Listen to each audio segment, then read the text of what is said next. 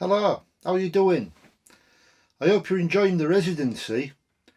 You should be about halfway through it by now.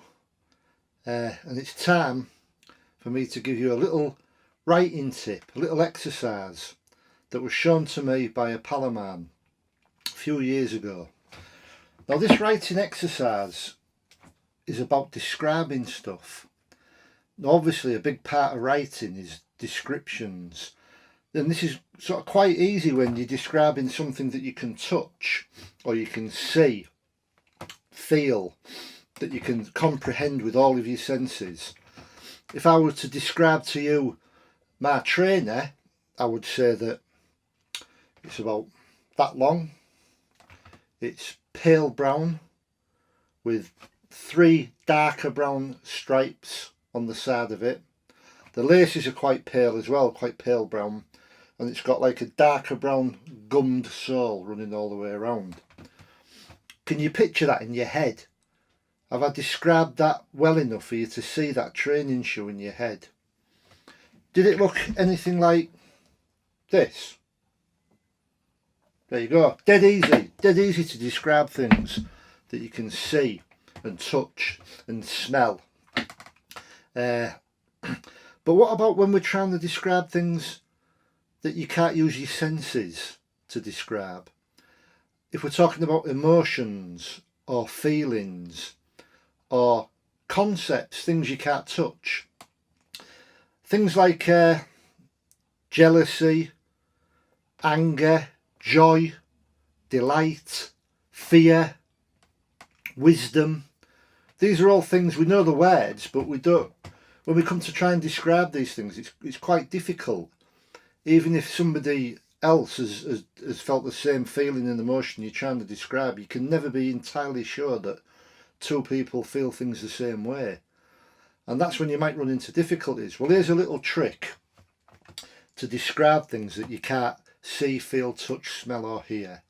And this exercise is called Wisdom Wears Burnt Orange. And it came about from me and my pal sat talking one night in his kitchen. And he said, wisdom, you know what wisdom is? I said, yeah, of course I do, yeah. Being wise, we all know what wisdom is. He said, well, if wisdom was a person, what sort of clothes would wisdom wear? So I had to think about it, and I said, I don't know. What do you think? And he said, I think wisdom would wear burnt orange robes, like a Tibetan monk, because Tibetan monks, you think of them as being wise, rightly or wrongly. You know, many people sort of equate wisdom with these guys who walk around in burnt orange robes. So we decided upon that. Wisdom would wear burnt orange. So that's what the exercise we're going to do. And it's very simple what you do. You just pretend that wisdom or fear or jealousy or anger or any of these things are actually a person, and you dress them up in clothes and you make them walk about and do all the things that a person does. So let's start with this. Get your pen and paper and let's have a think. So if wisdom was a person, what sort of a place would wisdom live in? Have a think. I'm going to write down what I think wisdom would live.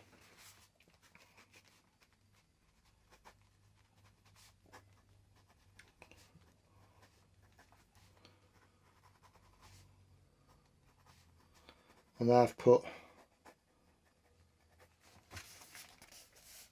well, if you can see that, wisdom lives in a cave in a mountain.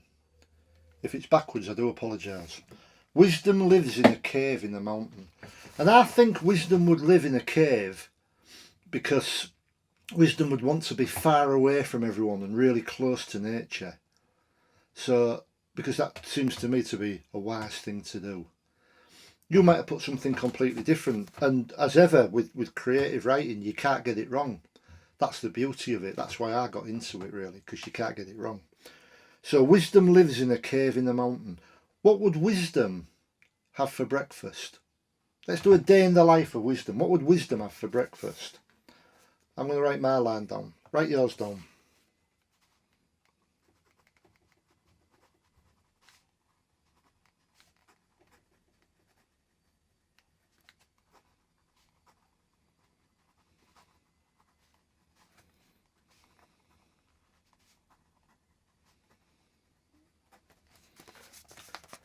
I've put Wisdom eats blueberries for breakfast in a plain blue bowl. And I've chosen that line because blueberries, someone once told me, are a superfood and they're really, really good for you. So Wisdom, being wise, would want to eat something that's good for him or her. So Wisdom would start the day with blueberries for breakfast. I've put a plain blue bowl purely because blueberries and breakfast start with B and blue bowl starts with B. So a nice bit of alliteration there. Pleasing to the ear. So okay, what do? People get up, they have their breakfast, and then they go to work, don't they? Or they go to college or school, whatever they do. So if Wisdom had a job, what sort of job would Wisdom have? Write something down.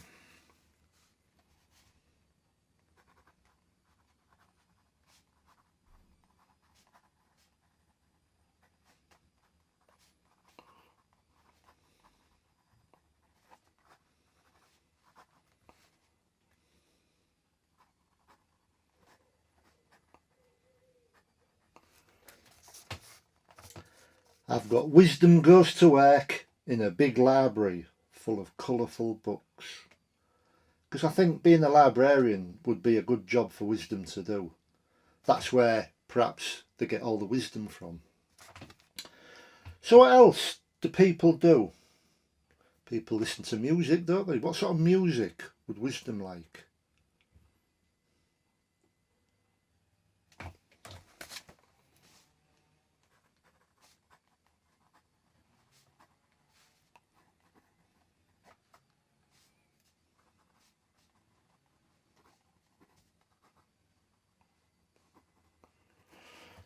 She listens to opera on a wind-up gramophone. I've decided that Wisdom is female. And I think she'd listen to opera because it's quite sort of deep, reflective music. And I think she would listen to opera on a wind-up gramophone because I think gramophones make a better noise than CDs and MP3 players. And that would be the wise thing to do. So what else do people do? They get up, they have the breakfast, they go to work, they listen to music. What would Wisdom watch on the TV? Here we go.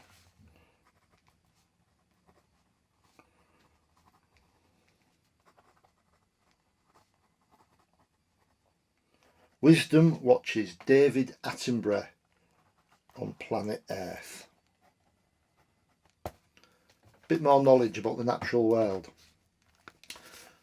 So, what sort of bed would Wisdom go to bed in?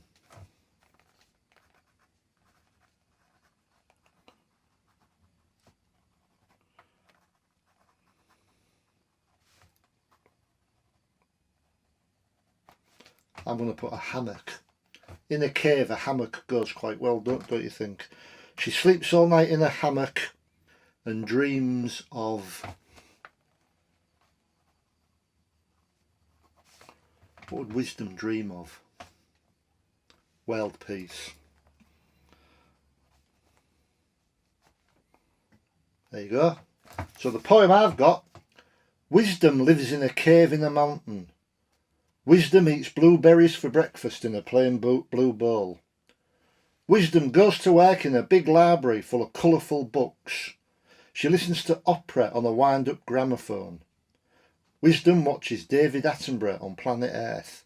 She sleeps all night in a hammock and dreams of world peace. There you go, that's my Wisdom poem.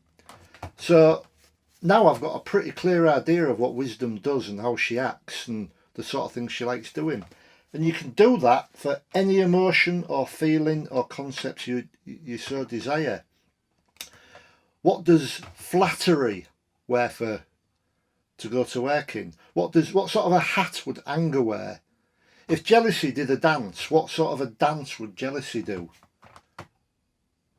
What does hope like to drink when it goes out to the cafe?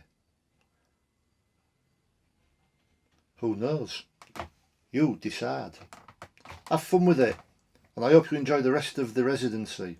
Take care.